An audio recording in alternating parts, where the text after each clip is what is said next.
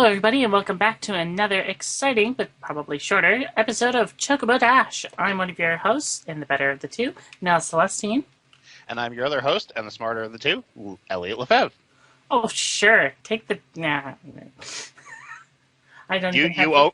You fired the opening salvo in this war. I'm simply responding. But seriously, everybody, thank you very much for joining us this week. We do have a couple of light topics for you, not too much, but we're going to fire into that. Elliot, why don't you open up? Well, I'm going to open up with something that is obviously a little bit near and dear to my heart here. With it, we are getting some minor ninja changes coming in with the next patch. Specifically, they've said that ninja needs to be toned down a little bit.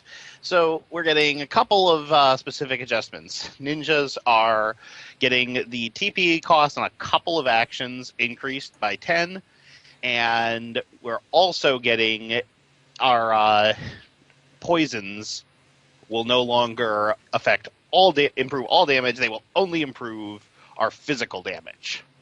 So those are the ninja quote-unquote nerfs that we're getting. Like I said, unless you're in the top tier, chances are you're not going to notice. Yeah, it's not a big... And it's a change that also brings in ninja a little more in line with the other classes, because we already don't have to worry about position requirements. We already produce a whole lot of damage. This just means, okay, you can't go forever on your TP anymore. You have a little more use for Invigorate, and you have a little more realistic damage coming in from your Mudra. It's true, and thankfully Dragoon is getting a little bit buffed, but we don't know exactly. They haven't translated or given us the official rundown on what the actual full extent of the Dragoon buff is going to be, but we'll probably find out tomorrow night, I believe. Yeah, I think something that was said, I seem to recall seeing something like removing the positional requirement from heavy thrust, which would by itself make Dragoon life a lot easier if you could just power Oh my god, totally make that easier. Just stay behind it. That buff alone would make Dragoon a lot more that's like their bread and butter in order to keep their damage up. Yep, that's one of the more irritating, I don't want to say worst part, but the whole point of Monk is, while we talk about, okay, well, Monk has great sustained damage, assuming that Monk can keep rotating back and forth around the target and pulling off the right combos. And, that's kind of Monk's thing. That's sort of the whole Monk rotation. That's its distinct identity mechanically as a class. But Dragoon, you have to move to the flank for one attack, you have to move behind for another attack. But by and large, that's not really how Dragoon plays. So just making heavy thrust something you can hit from wherever would do a lot to make Dragoon's DPS a little more sustained and a little more even. Fluid. Yes. And we do know that they are getting an elemental resistance buff. Thank goodness for that. Yes, because they have very little survivability against magic, which is kind of... Let's put this into perspective. I did a couple of the Alexandrite maps with a Dragoon friend last night, and we both got hit by that the bomb that puffs up and then explodes. And I took only a third of my health damage, and my Dragoon friend is 3 item level higher than I am, and was dropped down to less than a third of their life. Yep. So, needed buffs. This is true. And thankfully, it will be happening soon. Unfortunately, this is one of the things that, the reason why I've been saying before, and I will keep saying that they really need to translate these live letters faster, is that way we can get this information and we're not having to rely on, for lack of a better terms, everybody doing the fan translations, you don't understand, I am appreciative of your work. It takes a lot of effort and a lot of skill to be able to translate these things. But it's not an official translation, so as much as I want to rely on the third-party translations, I can't, because I can't cite it as official sources until we actually get it from Square Enix themselves. There's also the possibility that something got mistranslated or, just a slight misinterpretation. Or, you could translate it correctly but not quite get the right meaning, whereas the official translation usually rephrases everything so that you get exactly what the developers mean.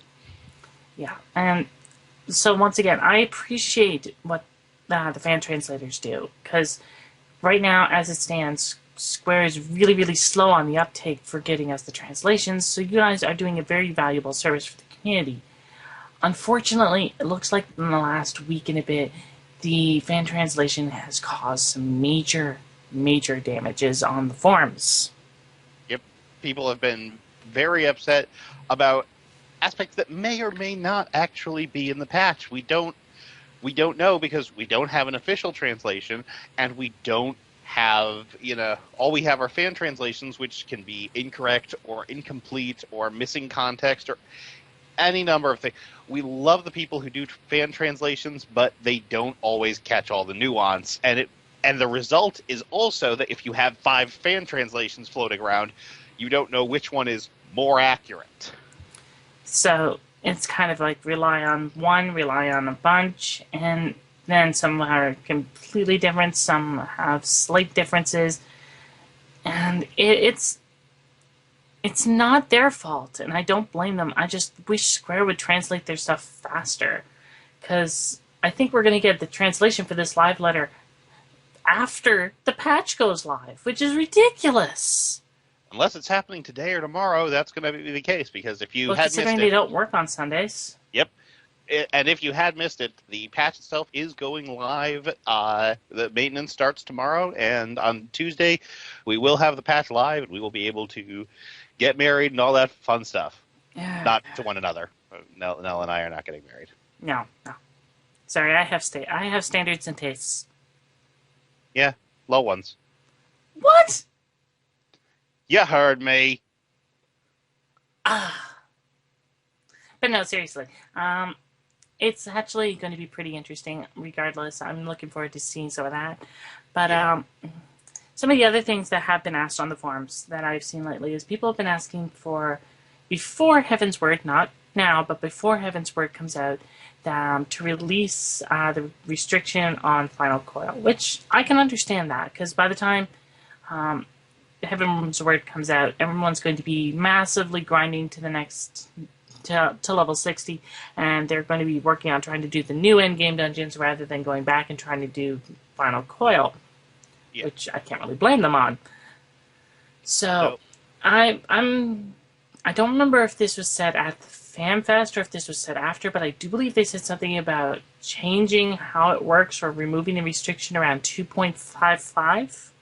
Which would give it enough time to still be cleared, normally and everything. It would give it slightly less time in the limelight, so to speak, than second coil or first coil got, but at the same time, it's also first coil didn't really have, quote unquote, that much time in the limelight. Excuse me, because first coil was only out for about 4 months. 4.5 months. No, it was a little bit longer than that. It was about 5 months before the next patch hit, and it got its slight nerfs. And then we went about 8 months for second coil, so probably looking at about 5, maybe 6 months for final coil. Yeah, sounds about right. So I'm looking forward to that, especially if Yoshida-san makes it so that way people can help each other on it. You don't necessarily have to nerf it to the ground, but maybe ease some of the mechanics. I'm not really sure what all the mechanics are. I haven't looked into it yet, but instant death mechanics I'm not a fan of in any way, shape, or form. Nell dies a lot. Actually, it's not me that dies. It's my party most of the time. It's Nell. It's Nell. Hey, that's not true. And I have Twitch streams to prove it. She's currently up to her 17th life. Shh. That's how cats work. But let's change gears a little bit, since it is a short episode this week. Our question of the week last week was, what is your favorite minion and why? And I said I would wait to announce mine because I had to think about it. Yep. And now it is time for you to actually, put your money where your mouth is. This little buddy here, my bluebird. Oh, the long looked for and not found bluebird. That bluebird is not what's the word I'm looking for? That bluebird took a lot of time and effort on behalf of myself and my free company. When we were trying to get our house, we would do anywhere from 50 to 70 pasty skin maps every Sunday. Yep, I remember. I came along for some of those. And we did that for the better part of 2.5 months, maybe 3 months almost. And this is the only bluebird we saw. Yep. And instead of selling it for our house, they gave it to me. Well, I think pretty much everyone gives minions to Nell at this point because everyone knows how much Nell loves her minions. Well, considering the fact that currently at the moment I'm sitting on 95 of them. Yep. Aw, now it's perched on your shoulder. It's leaving a huge mess. But let's go to the comments. Let's take a look at some other people's favorite mounts. Well, Favorite Decidia minions, Guru I'm sorry. commented again this week. My favorite minion is the baby raptor. Always have it out with my main job, and it named him Turkey. He just has that look like he's clueless about what's going on around him. Which is true. I like the fact that the baby raptor is also... It's not hard to get, but it requires you going off a little bit out of the way. Meanwhile, Daniel Camo commented, and he said, Demon Brick is my favorite. Near the launch of the game, it's something I wanted when I saw another player with it, and I wondered what it was and where I could get it. It's a block that manages to be cute. And I remember when the Demon Brick was quite rare, and I remember getting a couple, and I'm pretty sure I gave one to you as well. No. Yes, I think you might have. That was back when Endapor Keep was actually challenging. That's back when it was challenging. That's when back when it was like, oh my god, AK, oh, how are we going to do this? And then it was at this point we just run lol. Oh, that's funny. Good Williams 19031 says, I'm enjoying the show. Keep it up. My favorite minion is Nana Bear, and a close second is the kitten.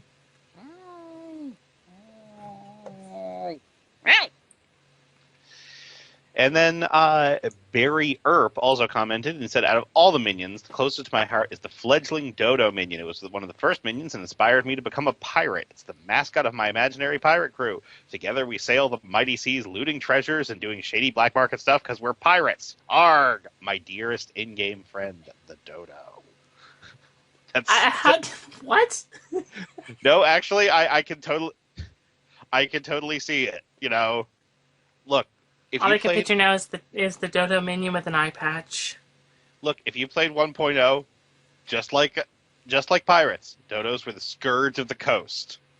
Also the desert and the forest, basically anywhere you found a dodo. But the point is, they were beasts. They were monsters. They enjoyed burping and farting and puking and. Yar, we sail the mighty seas with the dodos.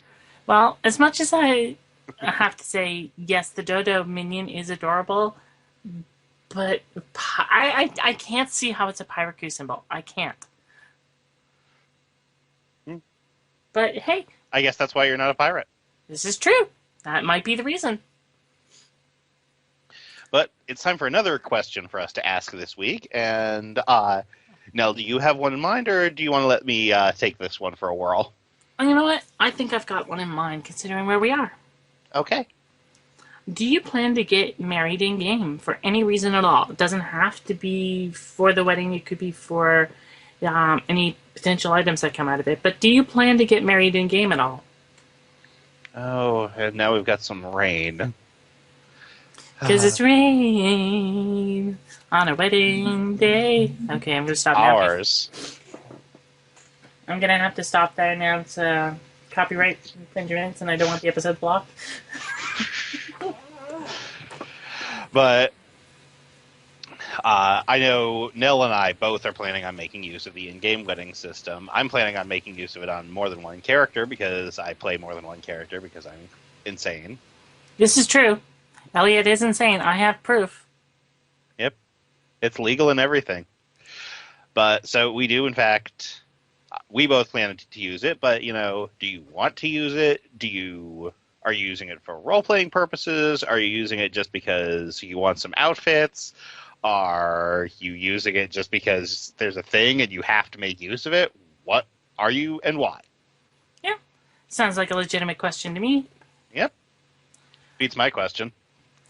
Well, we'll use your question next week. No, but then I'll have found my keys. That was my question. Where are my keys?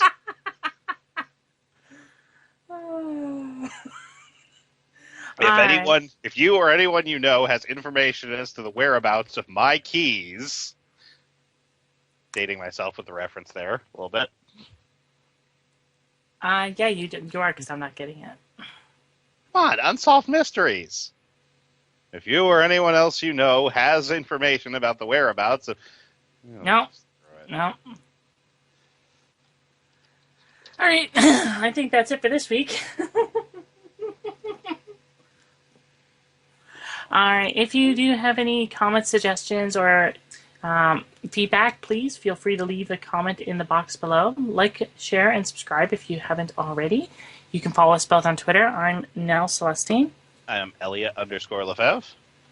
You can generally reach us on either Twitter or on the official Lodestone topic, as well as the YouTube channel. The YouTube channel is the best way to reach us. Twitter is the second most. And we do try to read comments with the video elsewhere, but it takes us a while to find the other comments, so it's usually those positions are the best spot. Yep. So, until next week, I'm Elliot Lefebvre. And I'm Nell Celestine. Bidding you adieu. Adieu. Goddamn ninjas.